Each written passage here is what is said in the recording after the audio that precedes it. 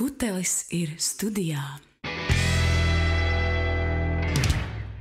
Teroristu mērķis ir iebiedēt un sēt paniku, kā viņiem veicās. Spriežot pēc SKDS datiem, diezgan labi, jo februārī uz jautājumu, vai Latviju apdraud starptautiskais terorisms, apstiprinoši atbildēja 50% iedzīvotāju. Šis rādītājs pēdējo 5 gadu laikā ir 3-kāršojies. Kāpēc terorismu draudus mēs uztveram tik nopietni? Jo par tiem nepārtraukti ziņo mēdīji.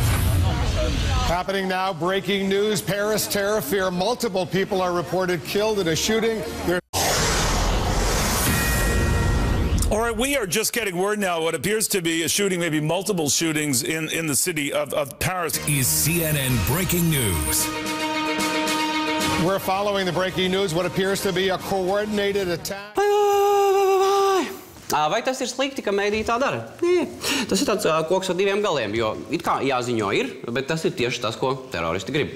Tāpēc arī ir tāda sajūta, ka terorismu draudi pieaug. Tas ir līdzīgi kā ar loterijām, lai arī iespēja laimēt ir niecīga, sajūta ir tieši pretēja, ka vinēt var. Jo no mēdījiem ik brīdim taču dzird, ka kāds ir laimējis. Taču par to, cik cilvēki piedalījās un neko nelaimēja, parasti neziņo.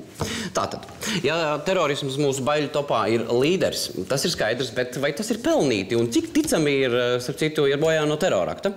Eiropā vislielākais killers patiesībā ir asinsrites un sirds slimības.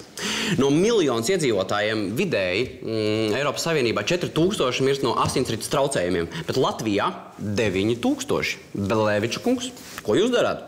Eiropas Savienībā 2,6 tūkstoši no miljona mirst no vēža, savukārt Latvijā 3000. Belēviča kungs, ko jūs darat?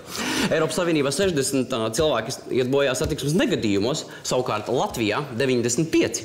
Auguļa kungs, ko jūs darat? Eiropas Savienībā 112 cilvēki izdara pašnāvību, savukārt Latvijā 220. Es nezinu, kas par šo atbild. Stankēviča kungs, tas ir jūsu lauciņš.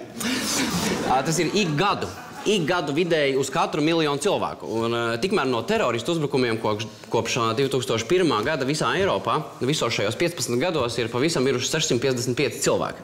Tikmēr Latvijā ceļu satiksmes negadījumos šāds skaits cilvēku iet bojā ik pa 2-3 gadiem. Citiem vārdiem sakot, saprotami riski, ir paciešami, nezināmi riski, rada vēl lielāku nedrošības sajūtu. Mēs jau arī ikdienā mīlam braukt ar auto, kaut apzināmies, ka tas reizēm var būt ļoti bīstami, bet mēs to darām, tāpēc, ka mēs apzināmies šos riskus. Precīzi. Pat Amerikā, kur 11. septembra teroraktā gāja bojā 3000 cilvēku, joprojām lielāka iespēja ir mirt no tā, ka te uzgāžas skapis nekā no teroristu rokas.